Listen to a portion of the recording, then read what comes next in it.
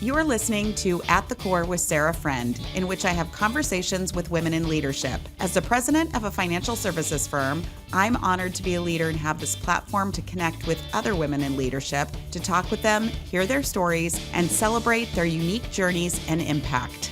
Serilda Summers-McGee is the founder and CEO of Workplace Change, a human resources firm created to advise the business world through growth and transition while incorporating diversity, equity, and inclusion. Prior to that, she was Chief Human Resources Officer for the City of Portland, where she led a bureau of 84 professionals who supported a workforce of more than 10,000. She has held leadership roles for the Portland Development Commission, the Oregon Department of Education, Kaiser Permanente, Partners in Diversity, and Reed College. Serilda was awarded the Portland Business Journal's Women of Influence Award in 2018, HR Excellence Award in 2019, and CEO of the Year Award in 2022. She has been an HR DEI innovator for over 17 years. Welcome, Serilda. Hi, thanks for having me. I'm so glad that you said yes to my stranger request to be on a podcast. I don't know if you remember this, but I introduced myself right after your event at OMSI. Yes. Your second annual conference. Yes, the Power Conference. The Power Conference. And I can't wait to go again. Yes, October 21st. Yes. I will be there, and I'm really looking forward to it. But I'm just so excited about this conversation. So I can't wait for all of our listeners to hear the amazing work that you do. And I can't wait to learn more about your life story. So thanks Let's again. get to it. Let's do it. So can we talk about your kids a little bit? Yes. Because I listened to your book on Audible. Oh. And I love that you narrated it, because I felt like, you and I don't know each other. And so I feel like now I have this step up in getting to know you, hearing your voice in my car, like narrate that amazing book. Thank you. And so for people who haven't read it or listened to it, it's Change the Work Game. But you had me at the dedication when you open the book and talk about your why for your kids. Absolutely. So I have a now 14-year-old and 10-year-old who were 2 and, 6 when I wrote the book. So when I started Workplace Change, which is an HR firm, it was on the heels of me working in HR during a huge transition that was happening. Governor Kitzhaber was transitioning from being governor, and we were getting Governor Kate Brown. And it really upended life as we knew it at the state, like overnight. And folks were really afraid, and they were looking to human resources for help, like direction, like how can I protect myself? The entire vision for the state was shifting. Kids had brought in all of these leaders, and folks didn't feel that they would have a livelihood. And it was in that moment of just kind of turmoil that I was like, there's got to be another way to do HR. I love HR. I love trying to create environments where people can truly thrive and be the best versions of themselves and actualize all their dreams. But on the inside, it's really hard to get leadership to listen because of the political structure, right? Like, Serilda is advocating for this. That's because HR wants, this thing. And I thought to myself, like, what environment do I want for my babies to have as employees later in life? And how can I manifest that with my energy every single day and not just be tethered to one organization, but to be able to roam about the world, affecting change in ecosystems that are prepared for it? And so I wrote my book, Change the Work Game, and put like my best thinking about how to recruit and retain a diverse workforce. And I made that dedication to my babies in hopes that, with this work that I put into the universe, that it changes their reality, and it makes it so that they have a higher likelihood of working in an environment that's built for them to succeed in versus working in an environment that's built for them to become a shell of themselves in order to survive. Yeah. And then I think at the end of the dedication, you talked about, you and your husband, everything you do, you do it for them. Everything. And it was just so touching. How long did it take you to envision what you wanted for that book? You don't write a book overnight. How did you do that? Yeah, well, it's a funny story. I have this aha. I do HR. I live HR, but I want to start an HR company. And I'm spitballing this concept with parents during pickup. And I'm telling one of the students' parents, I said, hey, I have this idea. like, I want to start a company. He does graphic design work. And I think I need a website, right? Like, I have no idea what I'm doing. Like, okay, gang, I'm not an entrepreneur. I'm an HR professional. And I'm like, I think I need a website. And I got these ideas. Could you help me make a website? And he was like, Serilda, I don't think you should make a website. The website will come. I think you should write a book. And so I'm like, no, I'm not writing. You're like, when am I going to do that? In between pick up and drop off with a brand new baby. I think I'm still nursing at this. I'm like, no. And he was like, you tell the best stories. Every time we come to dinner at your house, every time I see you, you've got this great HR story. If you teach people through storytelling, I think it's going to really set you apart. And I said, how would I go about this? Who do I talk to? He was like, I write books all the time. And so he gives me his template, which basically says, what are the 5 stories you want to tell? And once you identify the 5 stories you want to tell, then you just put the pieces together. So he found me a person to help me with the copy, like the line editor, to help me parse out the story, to help me design the flow of the book.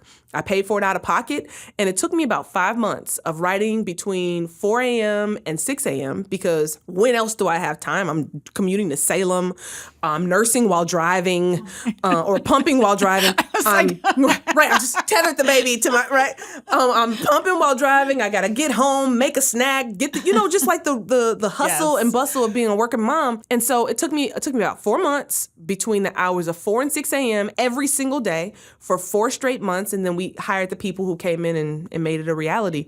And then I was like, he's like, audiobooks are all the rave. I'm like, okay, who's going to read my audiobook? He said, you. So I literally put some little pillows in a small closet and read my audiobook in a closet with no light, because it's a closet, at around 4 o'clock in the morning.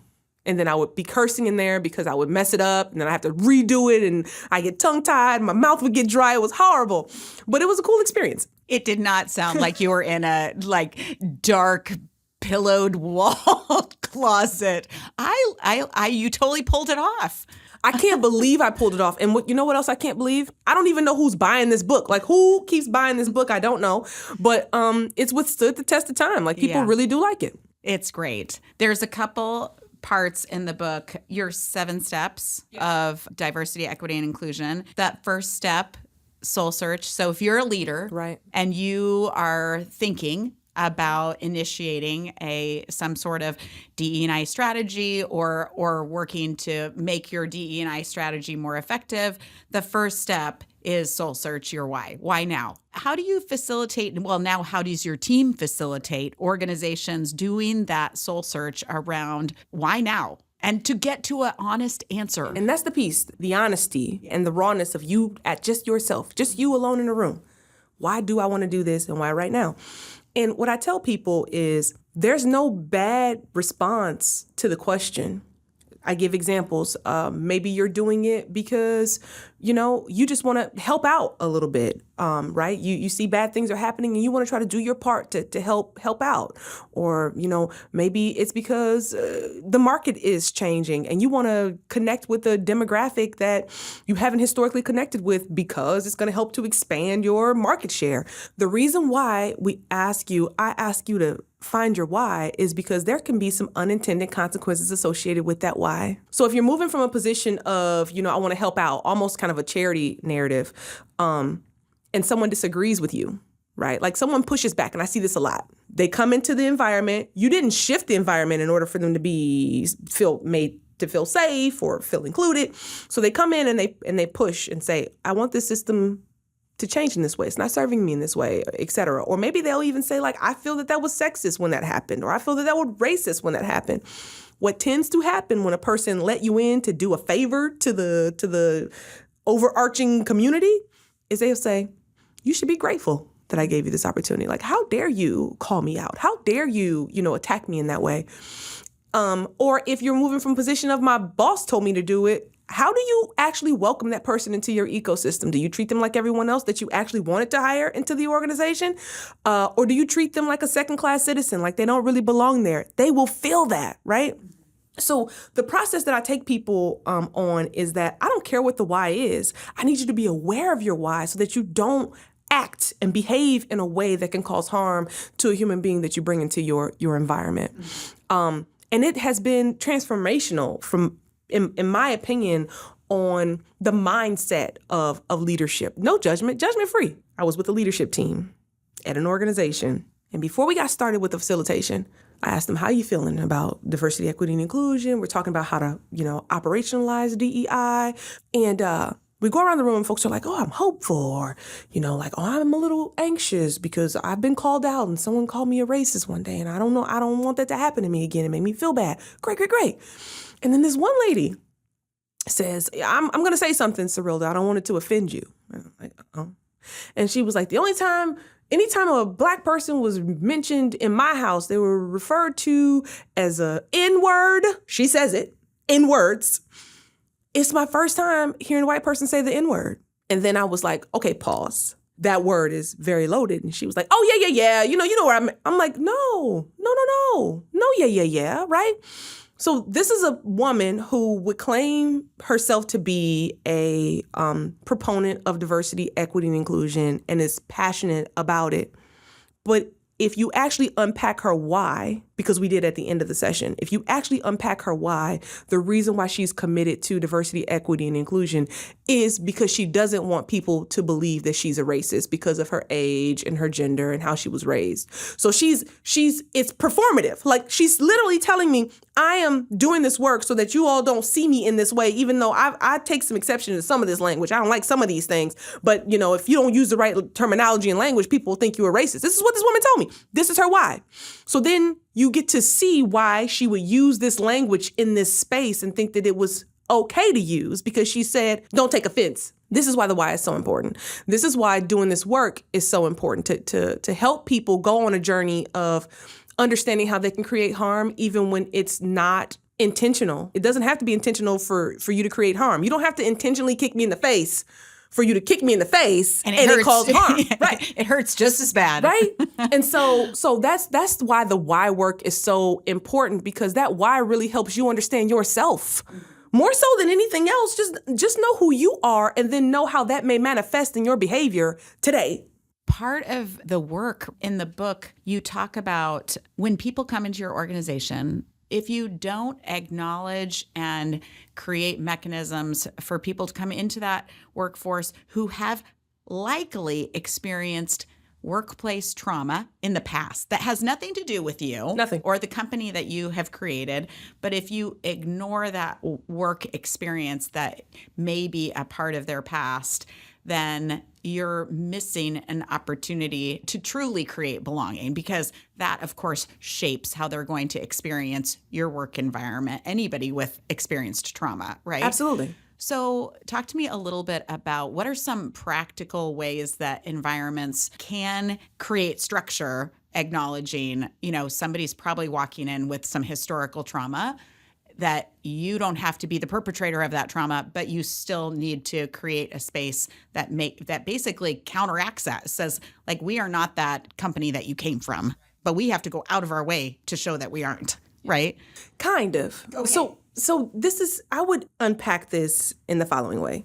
Every single adult who has worked over 5 years in a company has experienced some kind of trauma. Right? Whether it was intentional or unintentional, you have been shut down, or you have not been listened to or responded to, or you felt disrespected, like some kind of a micro or macro aggression has happened, and you bring that baggage with you to your next employer. The best way for you to overcome the trauma and baggage that everybody's coming through your door with is to let them know who you are and how you operate on the front end, right? It's simple, but most companies don't do it. Managers come in, they have a way of being a manager. HR folks come in and they have a way of doing HR. But what does it mean to do HR in your environment? So you got to help people understand what it means to be a part of your team now, and what rights they have and what dignities they will be treated with and what respect they should expect from every single member of the organization. That is a big missing piece of the puzzle. I am immediately disarmed as a person who's going to come in with my trauma and my, baggage, if I understand that if something bad happens to me, you're going to treat me fair. That's most of the drama or the trauma that people are bringing forward, that they weren't treated fair when something bad happened. They're coming in with them, they're like, it's going to happen to me again. Where do you go with that? You keep it to yourself. If you go to human resources, how will they respond? Will they make a justification saying, oh, you saw it the wrong way? Those are the things that you can do organizationally to establish an environment that is truly equitable and inclusive. Well, so tell me, how do you do it then? Well, step number one, come together and talk about who do you want to be? Who do we want to be when it comes to these particular topics, right? When it comes to our management philosophy, most organizations don't talk about their management philosophy. So you get hard managers and easy managers, which in and of itself creates haves and have-nots, which then creates a culture of where people feel like it is unfair and the system is rigged. How do we manage consistently across the board? And let's say that finance does get more money or marketing does get more money because you have to go to events, you have to put on events. Communicate that on the front end and tell people the why. Just be transparent if that is one of the components of your management philosophy. And so getting together and establishing how are we going to lead our workforce consistently in a united manner is the game changer. I read an article about it in your Word on the Street magazine, which I love, by the way. Thank you. So congratulations on your second edition. I also love the vision for it to do things differently. But you've got an article in the second edition on harmony. Yes. And you also talk about the importance of setting structures for getting through conflict effectively in your book. Yes. And so lots of people think of harmony as lack of conflict, right? But talk to me about what you think harmony is. Yeah, harmony is the belief that we can get to the other side of this moment, this stressful moment. It creates a level of peace in our bodies to know that when tension presents itself, we have an approach, a philosophy, a strategy for addressing it. It doesn't just get to stay in my body and just metastasize throughout my personality, my behavior, the way I identify, all these things. When we talk about harmony restoration, it's about having the hard conversations and stopping sweeping things under the rug and saying, something happened. Let's talk about what does it take to get you to be at a better place, in a better space. Most people don't ask that question. They're like, we told them that it was no. I'll give you an example. One client called us up because there was a tension that was happening between two female employees. One was a manager, one was an employee.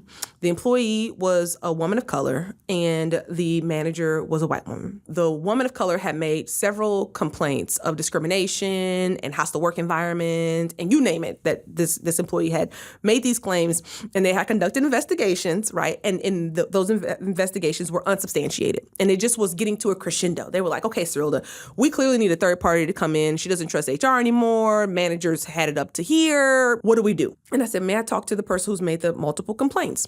I have the initial conversation with the employee. And she gave me all of the cursory, all the complaints. She had to go through her process. And I'm like, okay, I hear that. But what's behind that? Like, what's really pissing you off? And she said this. I requested an accommodation.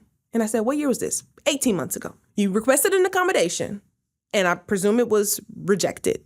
And she was like, yes. I said, what was the request? You don't have to give me the details, but what did you ask for? She's like, I'll tell you exactly what happened. I said, okay. She works from home and she asked for a sit stand. And she said it was denied. And I said, why was it denied? And she said, because they felt that they could give her a different accommodation. And I said, what kind of a different accommodation? And she says, those little pregnancy pillows that you put on your bottom to sit on? They said, we can get you one of those from Amazon for $9.99. And you're asking for a $250 sit stand. It's denied. Okay, that was their accommodation? And she was like, yes, that was what was the epicenter of her frustration. This is a woman dealing with a severe disorder. All she's asking for is for you to give her a sit stand for $250. This is a multi-million-dollar organization. And because this manager and employee don't see eye to eye, the manager's being petty, and now it has turned everything upside down. There was already frustration there that was never dealt with. Instead, they weaponized little simple things against one another. The employees only lever to pull was complaints. right? Managers' flex was, I don't have to give you anything you asked for because they don't like each other. Well, let's get you all figuring out how to work respectfully with one another, give everyone some redirection here. We have the conversation, we bring them together, we get agreement, we move forward. This was probably maybe a year or two ago. They have not had an incident since then, and they were at odds minimally every month. It shocks me how many people have never had any sort of formal training at all about how to have conflict. And so it doesn't surprise me, right? Your example where you said it happens all the time. It does happen all the time where people go kind of tit for tat. Tit for tat. And then it becomes about those micro things when it's always can go kind of be traced back to a bigger thing. Always. That never got dealt with. You know, every company has kind of their different frameworks. We use fierce conversations, radical candor, 5 dysfunctions. Yeah. And with 5 dysfunctions, when you think about the pyramid of how to create a functioning team, the bottom layer is building trust.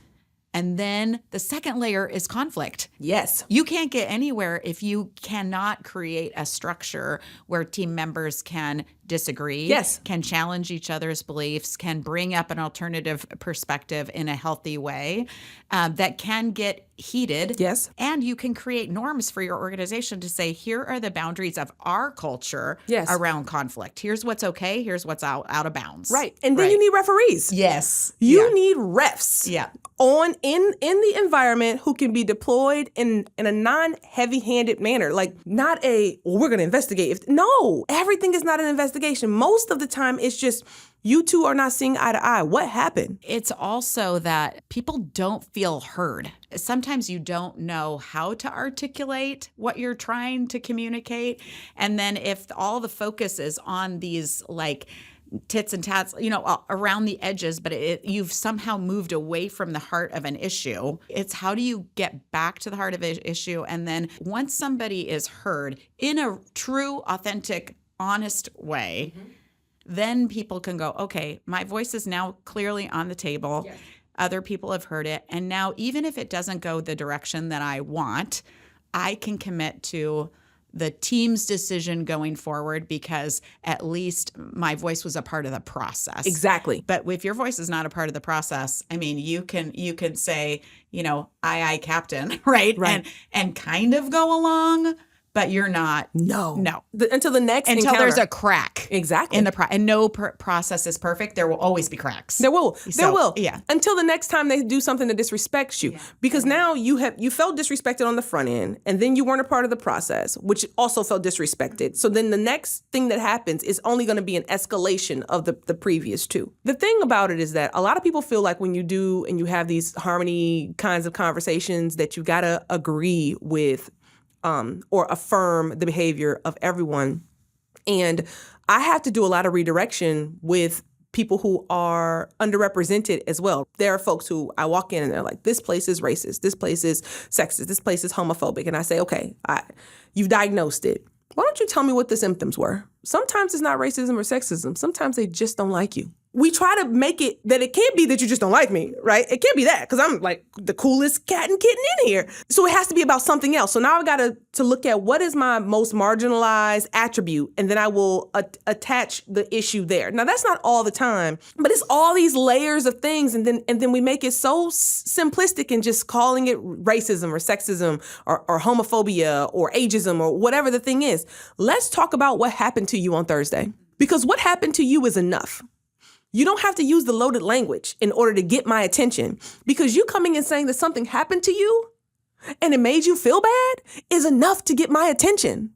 And I think that's what people are usually trying to do with this loaded language. It's like, get your attention to make it stop for me, right? I don't want to feel this way again. So I'm going to use this loaded language that's going to force you to have to respond to me because I don't want to feel like this. And that's the work of harmony restoration. It's always something that happened at the epicenter that people aren't talking about, don't have the language for, to your point. I don't know how to put the language to this, but I don't like that it did happen to me. Mm-hmm.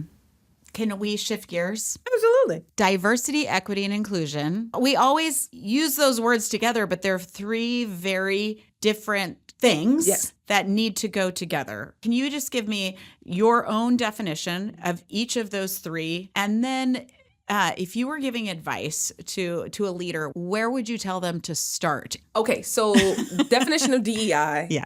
Quite simply, diversity is the makeup of the space that you're in. I'm an HR person, so I immediately think the workforce. Who has access to your company and to influence your company? Equity is giving people the resources that they need to be successful based on who they are. So, Serilda, I don't need you to hold my hand a lot. I don't need a whole lot of chit chat, right? You tell me what the North Star is, and I am off and running. But other people need for you to talk to them a bit more and unpack it for them and help them understand it. Equity, right? Like that in and of itself is a quick illustration of you giving people what they need based on how their mind works, based on how their life experiences are. And then inclusion is how do you bring people into the fold on how decisions are made and allow them to have access to influence those decisions. When it comes to where you should start, I tell people to always start with what you got to begin with. You don't need to go out there and find 500, historically underrepresented people to bring in, and now you're killing it from a diversity, equity, and inclusion standpoint. How inclusive are you today with the workforce that you currently have? Are they frustrated with the level of inclusion? Do they feel like decisions come from on high, and then you tell them how it is, and then they're like, this isn't ever going to work because I'm on the ground, and this isn't how this operates? Because if that's happening inside your ecosystem, then you've got some homework to do to establish a leadership, a management philosophy that is more inclusive of your entire workforce. How often does a CEO communicate with the workforce? Inclusivity. People need to see you. They need to hear from you, and they need to be able to influence how it is that you make a decision. Ultimately, leadership, the decision is yours. But engaging the workforce is inclusive, right? So if you're a proponent of DEI, you've got to engage with your people. And so I always tell people to just kind of start at home. Do you have an environment where people who are neurodivergent, people who are non-binary or transgender, where they have access to the fundamentals of the workspace? They've got a monitor that is responsive to them. They have a bathroom that they can go to and feel comfortable in, right? Like that's you being equitable. Just equitable access to a toilet, right? Equitable access to the ability to read the email that you're sending forward. Those are the kinds of things you can do to get your house in order first before you go out there and then find people who are underrepresented inside your ecosystem. So that's where I would tell people to start. You can start by just reviewing your policies. How many hoops do you have an employee jump through if they say that they need to take some time off of work for a medical reason? Do you make them go through 17 different portals in order to be able to get that time off, and they just got a cancer diagnosis? Right? So it's all of those kinds of things that when we say DEI, people don't think about those things. They think about race, sexual orientation, gender expression, gender identity. That's what happens in that bucket. But it is far more than that. Yeah, I love this. It's just like, okay, just think about the needs of a human being. And what you need to have to truly feel that sense of belonging. Like here at the Partners Group, as you were talking about those examples, it was like, okay, we have some mechanisms for making sure that there's a lot of different channels of communication for employees to both, anonymously and in a group setting in town halls and, express all sorts of opinions about things we need to stop doing, things we need to start doing, things that they love and appreciate that they hope we never, we keep doing. And so you've got me thinking like, okay, but is there more, right, that we can do? And I hadn't really thought of those things as a part of inclusion. Yeah.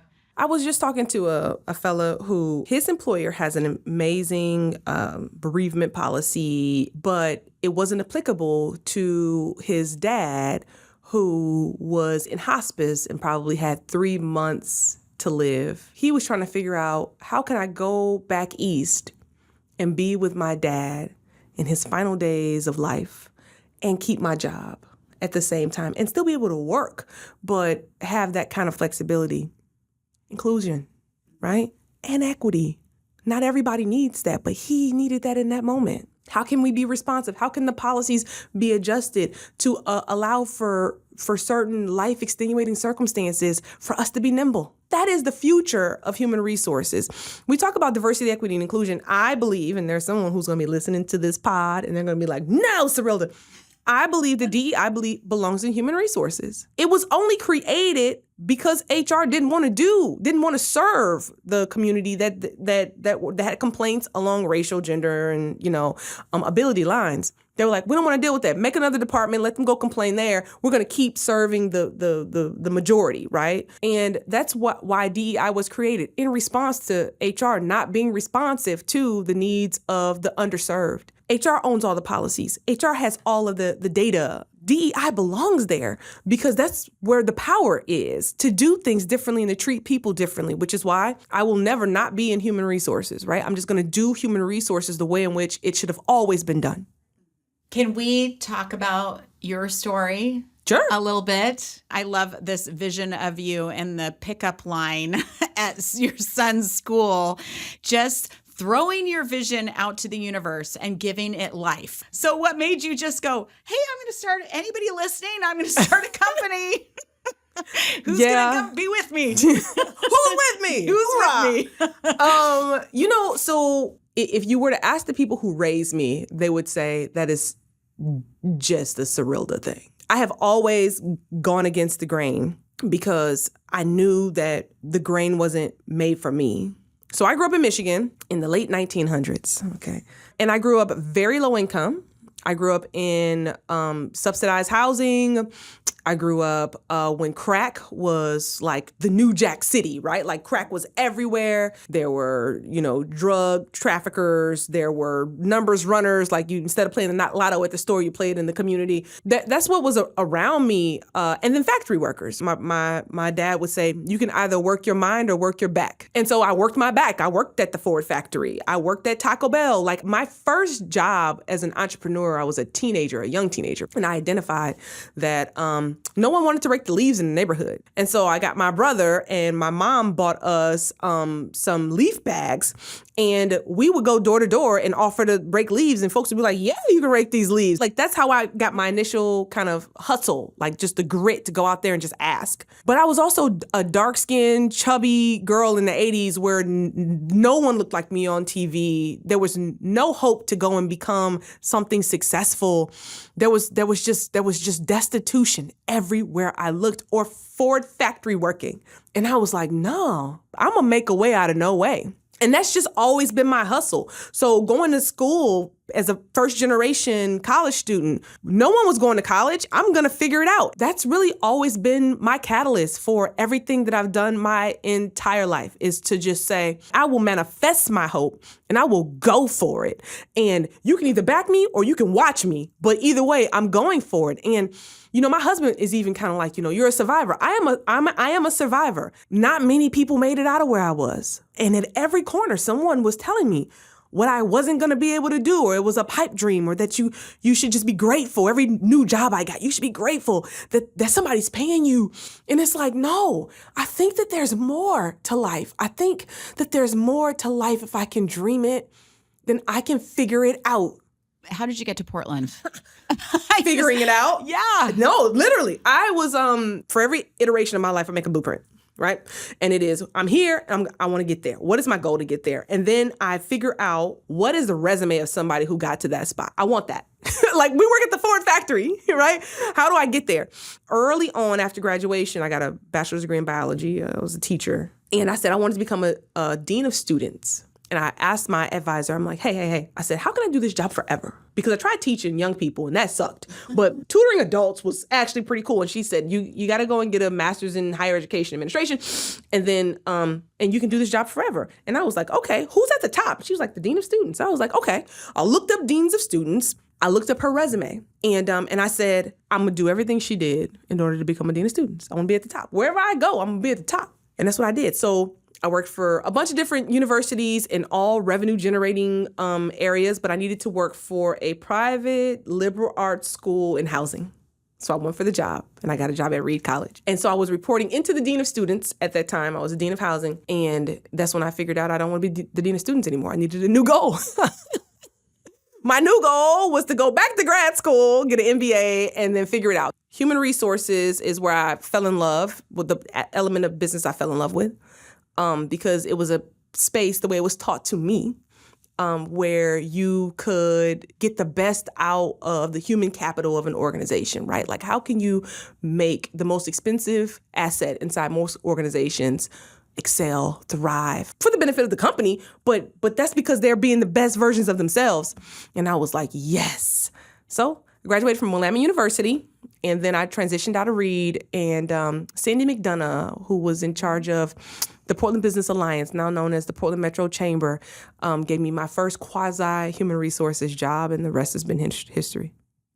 Well, you talked a lot in our interview about being clear about who you are as an organization, right? When somebody walks in the door, just make sure they know what is your way of doing things. So we've got 5 core values at TPG, and I would love to hear from your perspective, do any of these core values resonate with you? And what's the Serilda interpretation of one of our core values? Okay, what you got? So one of them is play well with others.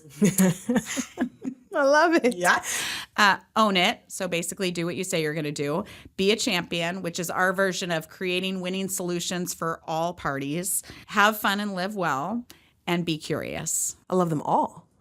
Everyone says that. This is a setup. No. Everyone says they love them all. We worked really hard on them. No, because they're good. They're good. I like the play well with others, because I believe that in my work, I work with people. Like, I work with people and their feelings and their experiences. And I say all the time, we are just, stretched out versions of our 7-year-old selves. That's it. Like, you are who you were at 7 years old. And the older you get, the less people see like that core genius and that little flicker that makes you unique and special, and your sensitivities and your humanity. And that should not be taken for granted. And so, play well with others. A simple directive that we've said to babies all over the world, and somehow we lose it the older we get. We lose the ability to just say, like, the step number 1 is I need to try to actually work with you in this playground that we're on right now. So I love that very much. It gets us to our base sense of humanity. Can I share with you a story about that particular core value? Yeah. It through a diversity, equity, and inclusion lens. So we have our core values, and then we have our kind of subtext, right, under each core value. And it was play well with others is our core value.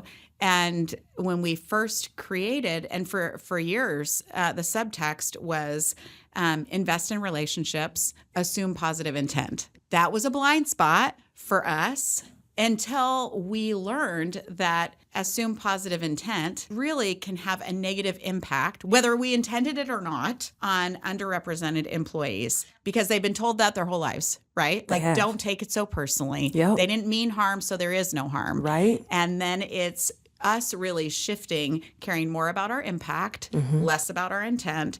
And so we changed that core value language, and we kept invest in relationships and changed it to engage with respect. Oh. But we want an environment where people can disagree. Yes. We don't want homogeneous opinions. No. We want people to be culture adds, not culture fits, right?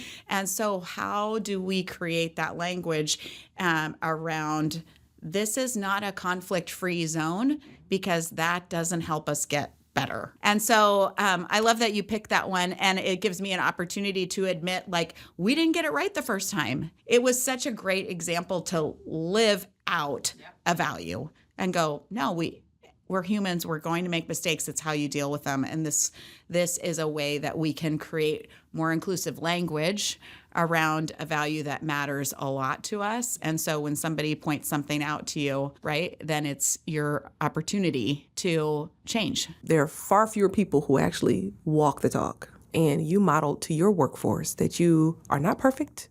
And when errors are made, this is how you actually shift and pivot. It's beautiful.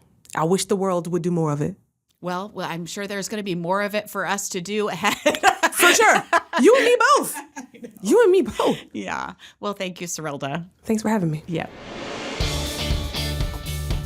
At the Core with Sarah Friend is produced by the Partners Group, Our content writer and editor is Carrie Conroy. Jake Malera handles audio engineering, and Taylor Kapik creates our graphics. Courtney Itami oversees our podcast production. Kyle Lusk is our podcast administrator, and Alyssa Mueller is in charge of project management and guest outreach. Find all of our episodes at thepartnersgroup.com, as well as on Spotify, Apple Podcasts, or wherever you listen to your podcasts. Advisory services offered through TPG Financial Advisors, LLC, an SEC registered investment advisor and a wholly owned subsidiary of the Partners Group, LLC.